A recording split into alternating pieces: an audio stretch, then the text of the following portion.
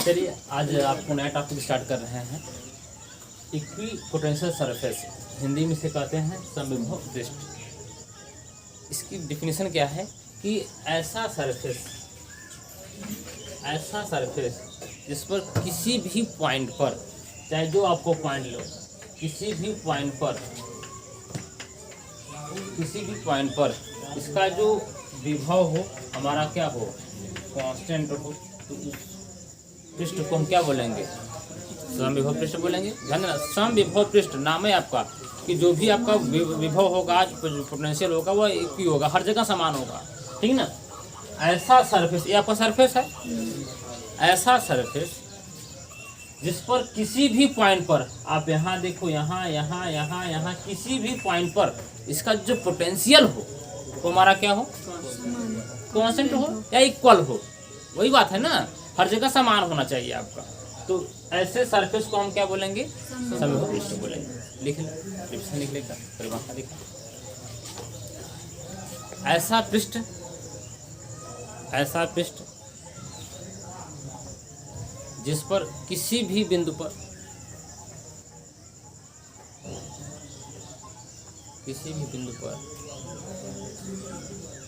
विभव का मान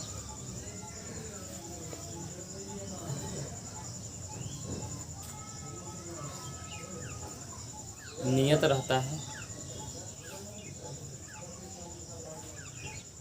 उसे समविभव पृष्ठ कहते हैं।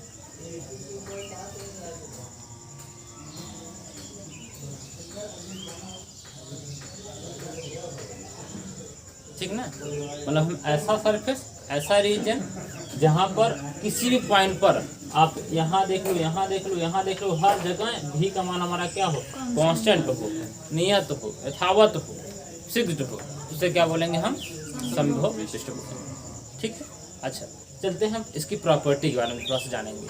जैसे आपने चार्ज की प्रॉपर्टी के बारे में देखा था, इसकी प्रॉपर्टी के बारे में हम देखेंगे।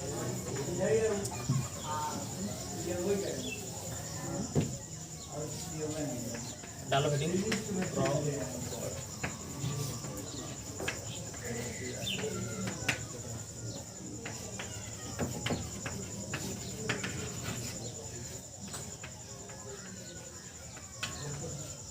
Heading, properties of equipotential surface. थोड़ा सा इसके बारे में जानना जरूरी है आपको, क्योंकि आगे बातें आएंगी। हम एक ऐसा रीजन ले रहे हैं, एक ऐसा हम सरफेस ले रहे हैं जो आपका इक्वी पोटेंशियल सरफेस, ध्यान समझना, हम एक ऐसा सरफेस ले रहे हैं जिस सरफेस पर जो पोटेंशियल का मान है वो हमारा क्या है, समान है, मतलब जो यहाँ है वो हर जगह पर क्या है, आपका समान। तो इलेक्ट्रिक फील्ड इंटेंसिटी या बोल दो, या इलेक्ट्रिक फील्ड लाइन बोल दो, या इलेक्ट्रिक फील्ड बोल दो, इस सरफेस के सदैव लंबवत होती है। ध्यान देना, ध्यान समझना, ये आपका इक्विपोटेंशियल सरफेस है, ये आपका इलेक्ट्रिक फील्ड है, ठीक ना। इक्विपोटेंशियल सरफेस और आपका इलेक्ट्रिक फील्ड, ये दोनों हमेशा क्या होंगी, आपकी लंबवत होंगी। अगर लंबवत न होंगी तो क्या होगा वो भी देख लो। जैसे जो है ये हमारा इक्विपोटेंशियल सरफेस हो गया, ठीक है। ये हमारा जो है इलेक्ट्रिक फील्ड हो गया। अब इलेक्ट्रिक फील्ड वेक्टर क्वांटिटी है आपका, तो इसके दो कंपोनेंट तोड़ना पड़ेगा, एक जो है इसमें तोड़ना पड़ेगा और एक आपका तोड़ना पड़ेगा। अब इस जगह हमारा जो है इलेक्ट्रिक फील्ड लग रहा है। जब इलेक्ट्रिक फील्ड है तो किसी हम चार्ज बॉडी यहाँ पर रखते हैं तो इस पर फोर्स क्या लगेगा, आपका यूई फोर्स लगेगा। जब फोर्स लगेगा तो चार्ज क्या करेगा, वो मूव करेगा।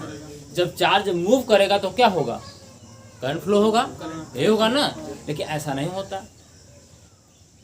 होता कि हम किसी भी इक्विपोटेंशियल सरफेस पर जो है चार्ज का मूव हो, उसमें करंट फ्लो, ऐसा नहीं होता आपका, ठीक ना। इक्विपोटेंशियल सरफेस पर अगर मान लो अगर पर लंबवत ना हो आपका, ऐसे हो आपका ये इक्विपोटेंशियल सरफेस आपका है, ये आपका इलेक्ट्रिक फील्ड हो गया। अब इसकी इलेक्ट्रिक फील्ड वेक्टर क्वांटिटी है, दो कंपोनेंट होंगे, ये आपका एक्स एक्सिस है, आपका वाई एक्सिस है। अब एक्स एक्सिस इलेक्ट्रिक फील्ड आपका हो गया एक्स हो गया, तो भाई अब यहाँ पर इलेक्ट्रिक फील्ड है, एक्सटर्नल इलेक्ट्रिक फील्ड है, तो अगर कोई चार्ज बॉडी हम रखेंगे, जो चार्ज रखेंगे तो उस पर कोई फोर्स लगाएगा, स्वाभाविक बात है, फोर्स लगाएगा। जब फोर्स लगेगा तो चार्ज क्या करेगा, मूव करेगा। अब मूव करेगा तो क्या होगा, करंट फ्लो होगा, जबकि ऐसा नहीं होता। इसीलिए कहा गया है कि कोई भी आपका इक्विपोटेंशियल सरफेस है, कोई भी समविभव पृष्ठ है, इससे जो इलेक्ट्रिक फील्ड लाइन जो निकलेंगी वो हमेशा क्या निकलेंगी, लंबवत निकलेंगी, ठीक है। ये आपकी पहली प्रॉपर्टी हो गई, ठीक। अच्छा, दूसरी प्रॉपर्टी क्या है,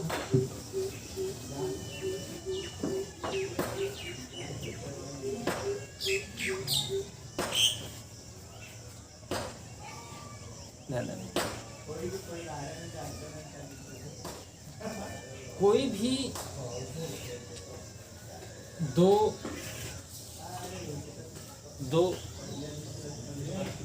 इक्विपोटेंशियल सरफेस कभी एक दूसरे को कट नहीं करेंगे।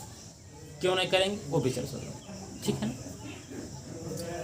जैसे हम मान लेते हैं V1 ये आपका है 5 वोल्ट, ये आपका V2 मान लेते हैं आपका 10 वोल्ट। ये सरफेस आपका इक्विपोटेंशियल सरफेस है, आपको पता है ना, कोई भी इक्विपोटेंशियल सरफेस एक दूसरे को कट नहीं करेंगे। हम मान लेते हैं कि ये जो इक्विपोटेंशियल सरफेस है, ये जो इक्विपोटेंशियल सरफेस है, ये हमेशा यहाँ से लेके यहाँ तक क्या आपका 5 वोल्ट है। ये जो V2 है ये कितना आपका यहाँ पर 10 वोल्ट है। अब देखो यहाँ 5 वोल्ट, यहाँ 5 वोल्ट, यहाँ 5 वोल्ट, यहाँ 5 वोल्ट, यहाँ 5 वोल्ट, जहाँ करती यहाँ भी 5 वोल्ट होगा। इक्विपोटेंशियल सरफेस होने के कारण यहाँ भी 5 वोल्ट होगा, ठीक ना। अब इस पर आओ, यहाँ 10 volt 10 volt 10 volt 10 volt 10 volt 10 volt, यहाँ भी 10 वोल्ट होगा। अब आप ही बताओ क्या एक ही पॉइंट पर 5 भी वोल्ट हो, 10 भी वोल्ट हो सकता है क्या? नहीं हो सकता ना, एक ही हो सकता है बस। बात समझ ना, कि एक ही पॉइंट पर 2 वोल्ट हमको नहीं बताता है। यहाँ 5 वोल्ट बताए और इसके लिए 10 वोल्ट बताया, तो क्या संभव है क्या? संभव नहीं। इसीलिए कहा गया है, इसको भी आपको लिखना पड़ेगा कि 2 इक्विपोटेंशियल सरफेस एक दूसरे को कभी नहीं काट देते, ठीक है। अच्छा, तीसरी बात आती है,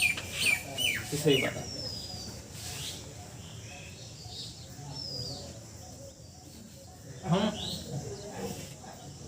ये कोई इक्विपोटेंशियल सरफेस ले रहे हैं, ठीक है। पॉइंट ए ले रहे हैं, पॉइंट बी ले रहे हैं, यहाँ चार्ज हमारा क्यों मूव कर रहा है, ठीक है, ध्यान समझिएगा। तो यहाँ पर जो होगा वो W बराबर क्या होगा आपका, Q इंटू डेल्टा भी होगा। भूल गए? भूल जाओ, बताएं ना, इसमें दिखाई दे रहा है, नहीं दिख रहा है? अच्छा, अब डेल्टा भी हमारा होगा क्या वो देखो पहले। Q आपका V माइनस VA का अर्थ है, समझे जाए? वो बड़ी चीज बताओ थी तो लोग के। अब जितना पोटेंशियल यहाँ है उतना पोटेंशियल आपका यहाँ है, कन्फर्म है बात?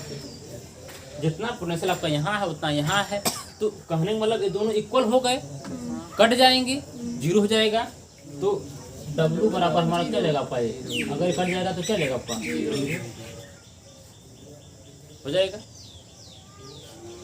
और इसी में आप लोग पढ़े थे कक्षा 11 में अपने जो है पढ़ा था कि जो W होता है वह डेल्टा के क्या होता है, वो बराबर होता है वर्क एनर्जी थ्योरम में आप लोग पढ़ाए थे ना भाई। ये 0 हो गया, कंफर्म हो गया। एक बात पहले मानो, पहले एक 0 हो गया, नहीं होगा आपका। और W बराबर क्या होता है आपका, डेल्टा के होता है। और डेल्टा के डेल्टा के आपका 0 है, इसका मतलब इसकी जो काइनेटिक एनर्जी हमारी क्या है, आपकी कांस्टेंट है। काइनेटिक एनर्जी क्या है आपकी, बहुत बड़ी चीज बता रहे हैं तो समझिएगा आप लोग, कांस्टेंट है। इसका मतलब इसकी वेलोसिटी हमारी क्या होगी आपकी, जो होगी ना भाई, के बराबर क्या होता है, के बराबर क्या होता है, हाफ mv स्क्वायर। ये आपको कांस्टेंट, टू भी कांस्टेंट है, एम भी कांस्टेंट है, भी ये बचा ना, ये कांस्टेंट, ये भी कांस्टेंट आपका। तो इस इक्विपोटेंशियल सरफेस पर एक बात और समझ लें, इक्विपोटेंशियल सरफेस पर जो चार्ज मूव करता है उसकी काइनेटिक एनर्जी तो कांस्टेंट रहेगी, लेकिन जो चार्ज की जो वेलोसिटी होगी, जो स्पीड होगी, वो भी हमारी क्या रहेगी आपकी। यहाँ से बात पकड़ में आती है, ये बात यहाँ पकड़ में आती है, आप ऐसे नहीं बता पाए। मैं डायरेक्ट बोल दूँ, आपके मन में तमाम क्वेश्चन डेवलप हो जाएंगे, तो डेवलप ही क्यों हो, हम उस क्वेश्चन को लेके चलें।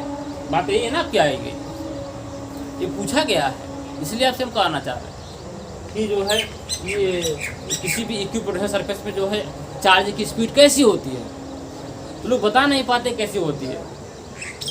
अब बताने के लिए मुझे कक्षा 11 को भी झांकना पड़ेगा कि कक्षा 11 में हमने वर्क एनर्जी थ्योरम पढ़े कि नहीं पढ़े, तो तभी आपने बता पाया ना।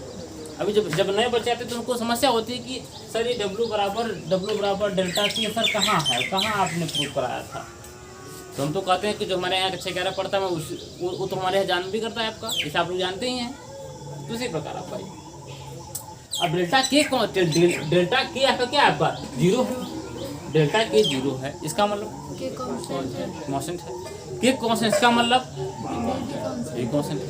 तो इक्विपोटेंशियल सरफेस पर जो चार्ज पार्टिकल जो मूव करेगा वो कितनी कैसा मूव करेगा, वो कांस्टेंट वेलोसिटी मूव करेगा।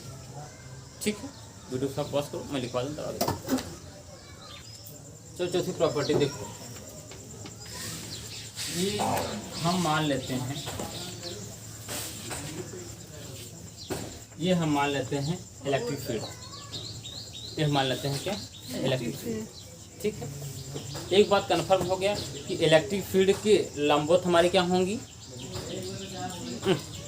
इलेक्ट्रिक पोटेंशियल होगा आपका, पोटेंशियल होगा आपका, वही कहना है कि भाई इसके लंबवत अगर हम ऐसे खींचे, अगर हम और नीचे ला देते हैं,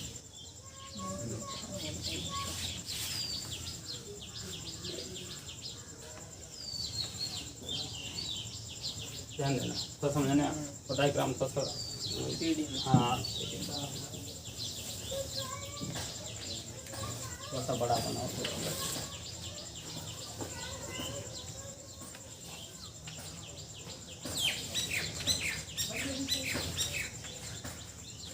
ये आपकी इलेक्ट्रिक फील्ड की डायरेक्शन, ठीक।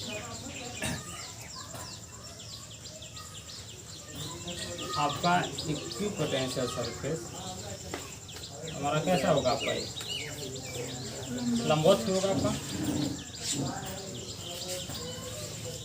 ठीक। तो समझिएगा, ये आपका इक्विपोटेंशियल सरफेस है, ये आपका इक्विपोटेंशियल सरफेस है, ये आपका इलेक्ट्रिक फील्ड डायरेक्शन हो गया, ठीक है ना। सुनिए, पहले आपको पता है कि इसके लंबवत ये होगा या इसके लंबवत आपका ये होगा, ठीक। हम मान लेते हैं ये आपका V1 है, अब ये आपका ये V2 है, ये आपका V1 है, ये आपका V2 है। अब आपको ये बताना है इसमें है कि किसका जो V का मान होगा, जो इक्विपोटेंशियल सरफेस होगा, किसका ज़्यादा होगा या किसका कम होगा। तो आपको मैंने बताया था, जस्ट हम जब पढ़ाए थे तो आपको बताए थे कि पोटेंशियल जो काम मैकेनिक्स में हाइड करती है वही काम इलेक्ट्रिसिटी में पोटेंशियल करता है। हमेशा वह हायर से लोअर फ्लो होता है, तो हायर आपका ये हो गया, हायर से लोअर फ्लो होगा आपका। तो V1 का मान क्या होगा आपका, ज़्यादा होगा, V2 का मान कम होगा। लेकिन एक बात यहाँ पर जो जिस भी पॉइंट पर जो पोटेंशियल होगा वह इक्वल होगा, जो भी होगा। मान लेते हैं यहाँ पर 10 वोल्ट है, 10 वोल्ट हर एक पॉइंट पर होगा, यहाँ पर 5 वोल्ट है तो 5 वोल्ट हर पॉइंट होगा। ऐसा नहीं कि यहाँ पर कम हो यहाँ पर ज़्यादा, नहीं। कहने का मतलब है कि इक्विपोटेंशियल सरफेस जो आपने लिया है, इलेक्ट्रिक फील्ड डायरेक्शन आपका ये हो गया आपका, इसके लंबवत हमारा क्या होगा, सरफेस ही होगा, सरफेस होगा आपका। तो अगर ये पहले है ये बाद में है तो V1 का मान ज़्यादा होगा, V2 का मान कम होगा। क्यों कम होगा? क्योंकि वो हमेशा वो हाईएस्ट से लोअर है, यही होता है ना आपका। तो इसका मान ज़्यादा, इसका मान आपका कम। लेकिन इस सरफेस पर जो भी मान होगा वो कॉन्स्टेंट होगा। इस सरफेस पर जो भी मान होगा, भाई इक्वल सरफेस है ना, वो हर जगह मान का बराबर होगा। यहाँ पर जो भी होगा आपका बराबर होगा। और आपका पहली प्रॉपर्टी क्या है कि आपका कोई आवेश है, तो